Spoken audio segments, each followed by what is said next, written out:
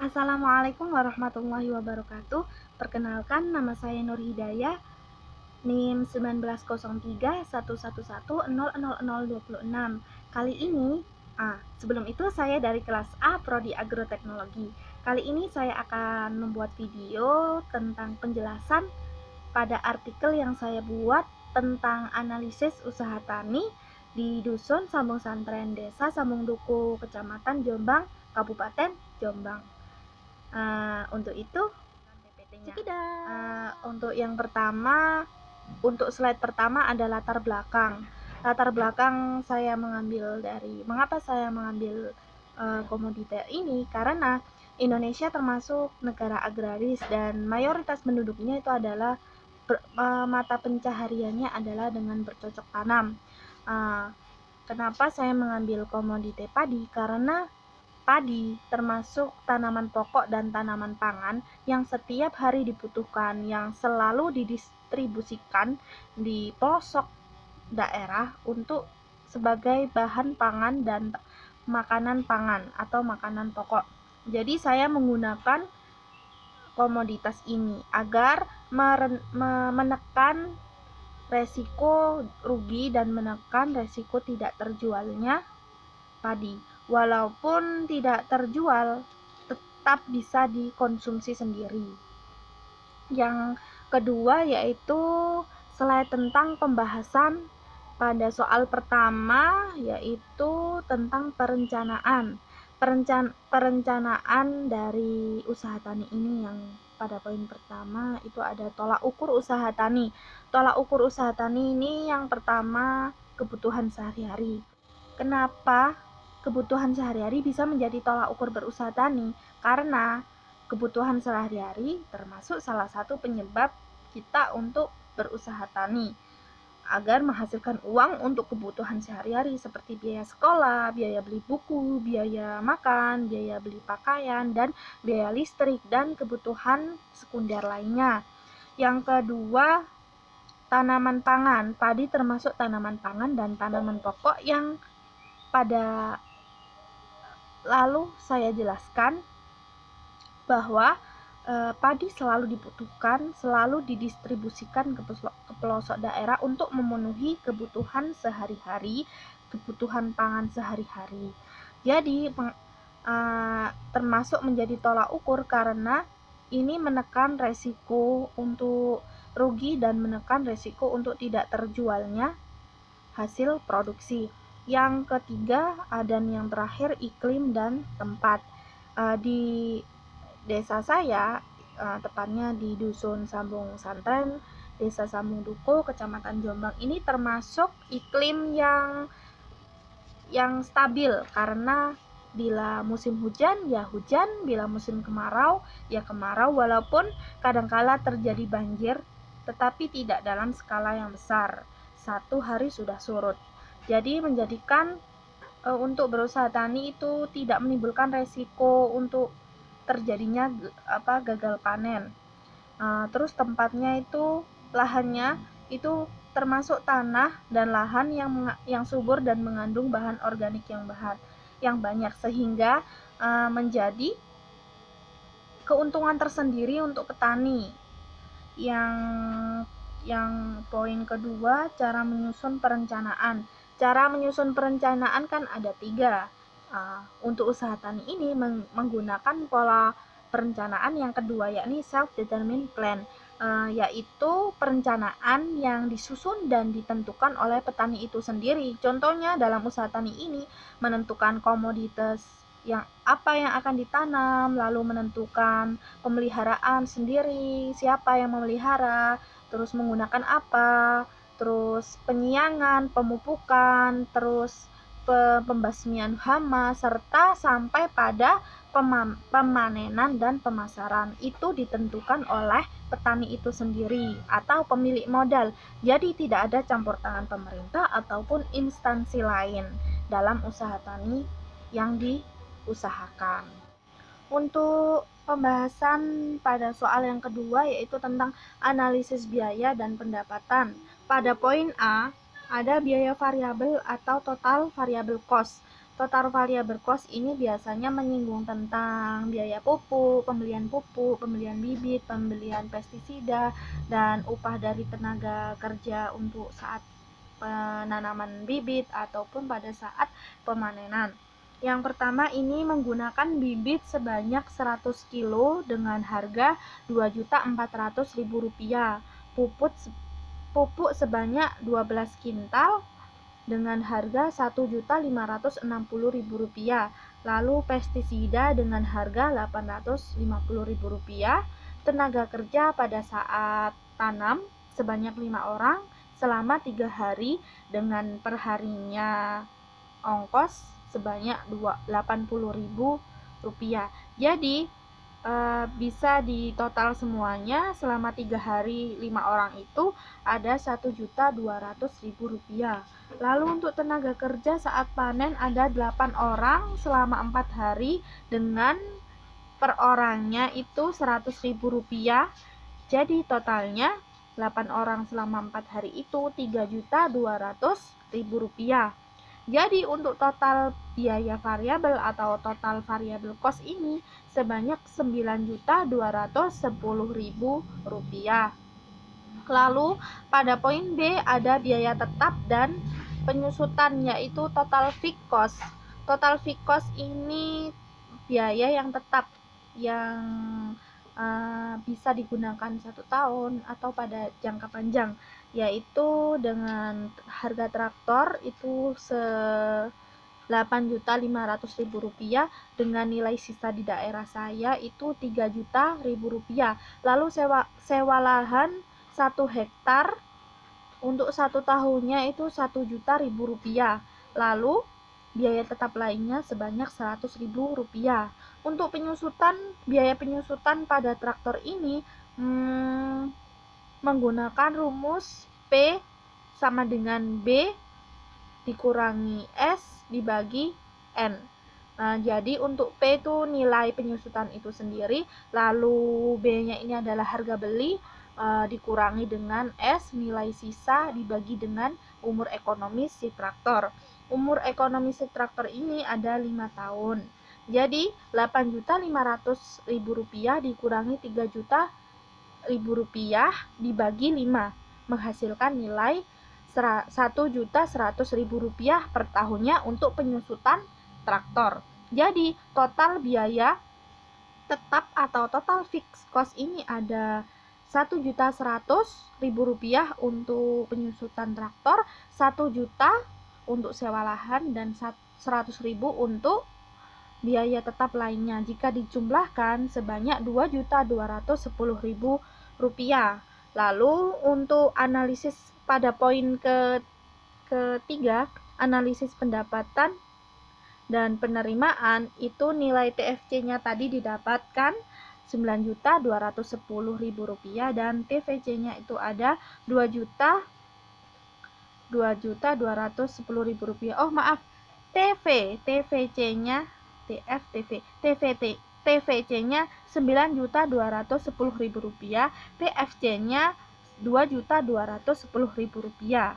Jadi untuk nilai total cost-nya atau total biaya keseluruhannya itu TFC ditambah TVC, yaitu Rp9.210.000 ditambah Rp2.210.000 menghasilkan Rp11.420.000. Itu untuk pengeluaran atau total biaya produksi dari mulai penanaman sampai pada pemanenan.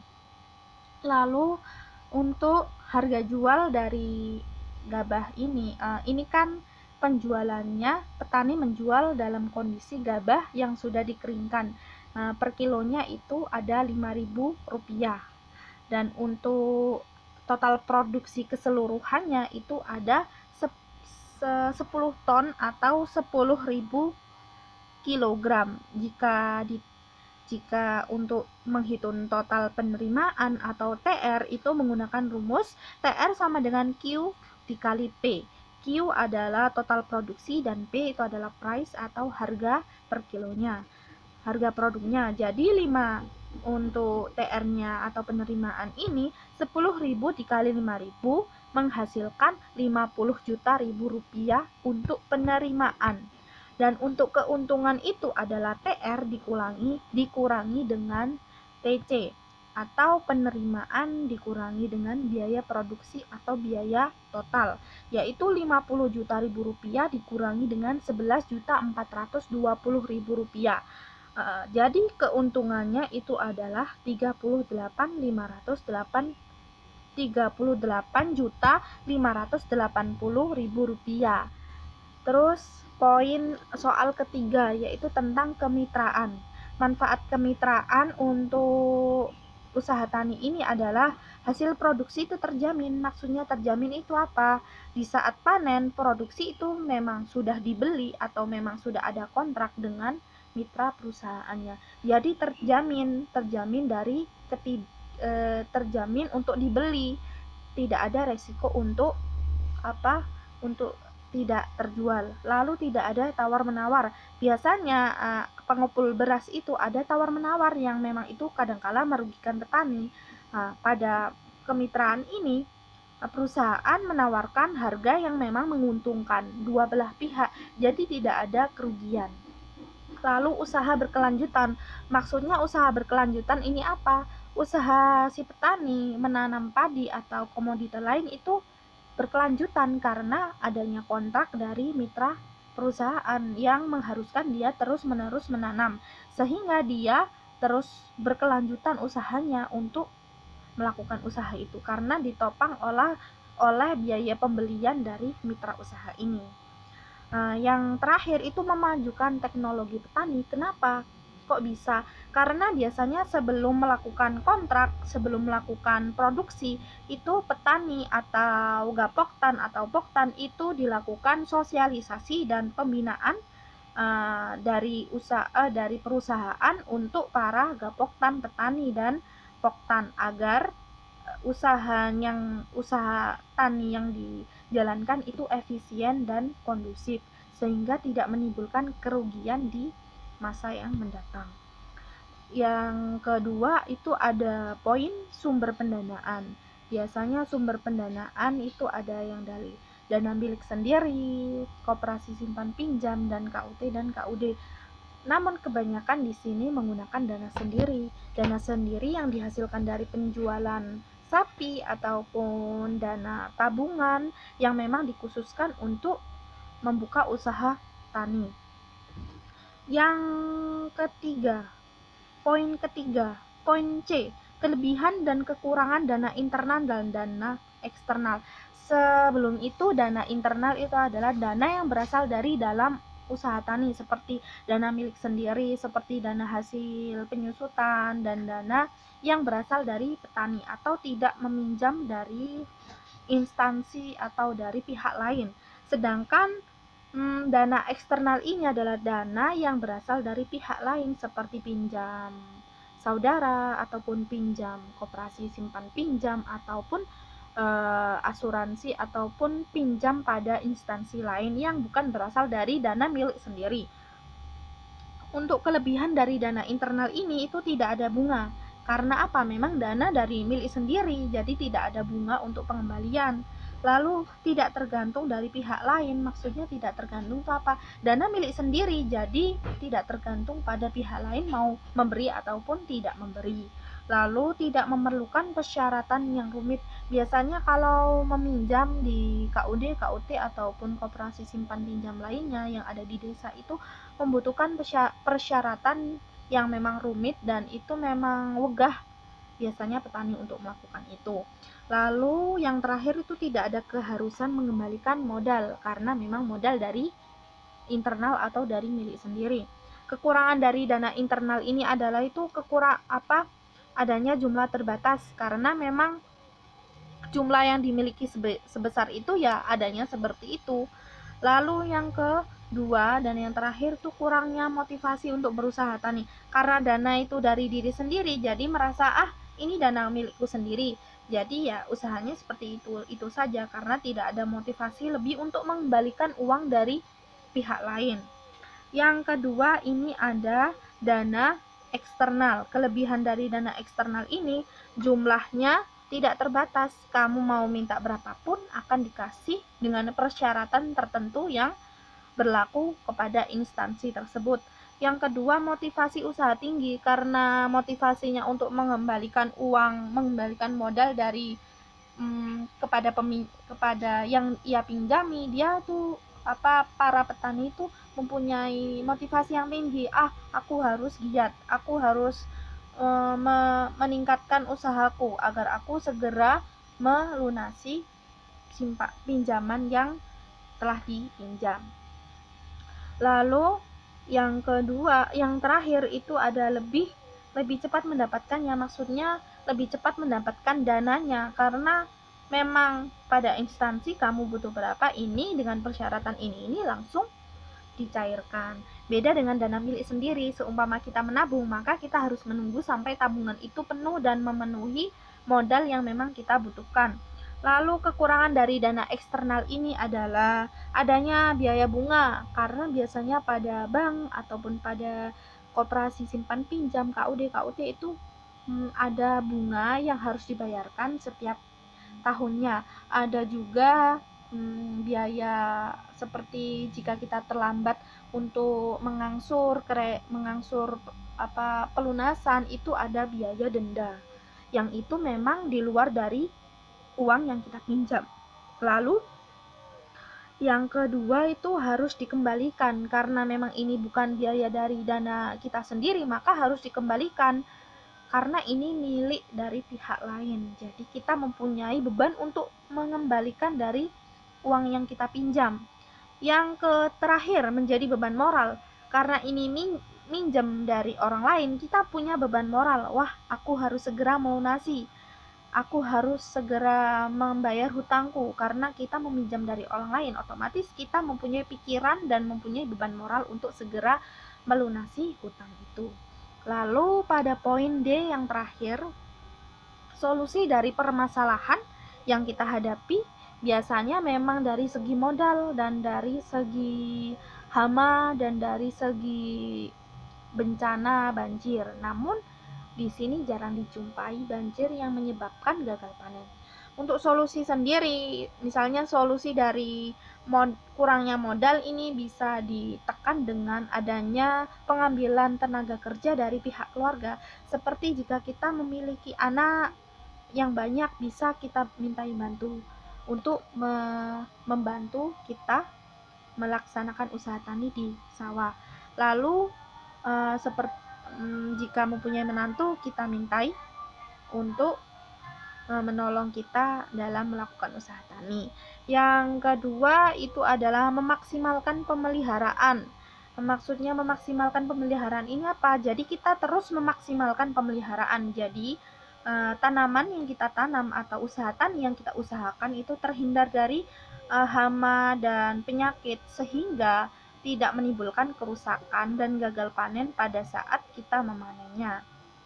Seperti penyiangan secara rutin, pemberian pupuk organik secara rutin, pemberian pestisida alami secara rutin maupun pestisida kimia secara rutin, sehingga menekan untuk gagal panen. Yang ketiga, menggunakan benih unggul. Jika kita menggunakan benih unggul, otomatis hasil panen yang kita gunakan itu baik, disertai dengan pemeliharaan yang baik. Maka produk kita itu pada kualitas yang tinggi, sehingga bisa saja masuk pada supermarket atau e-commerce yang memang membutuhkan produk-produk yang berkualitas. Lalu menjalin hubungan kemitraan, bisa jadi solusi, karena kemitraan ini bisa menjamin produk kita terus laku, terus habis, dan terus menerus melakukan usaha tani yang berkelanjutan. Karena apa? Dijamin oleh kontrak dari mitra perusahaan. Yang terakhir, meminjam modal di koperasi yang mendukung. Memilih koperasi yang bunganya sedikit dan memang mendukung untuk rakyat kecil melakukan usaha tani, sehingga kita bisa tetap berusaha tani dengan beban moral yang sedikit terangkat karena biaya bunga yang lebih ringan dari yang ada di bank maupun di koperasi yang lainnya.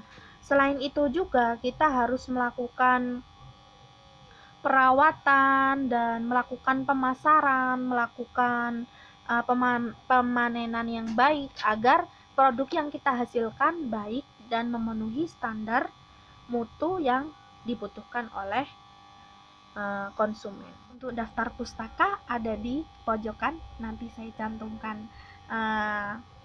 Terima kasih telah menyaksikan video singkat saya. Bila ada kesalahan maupun keteledoran saya dalam menyampaikan materi yang saya buat, mohon maaf sebesar-besarnya dan bisa didiskusikan di lain waktu. Saya Nur Hidayah, mohon undur diri. Terima kasih. Wassalamualaikum warahmatullahi wabarakatuh.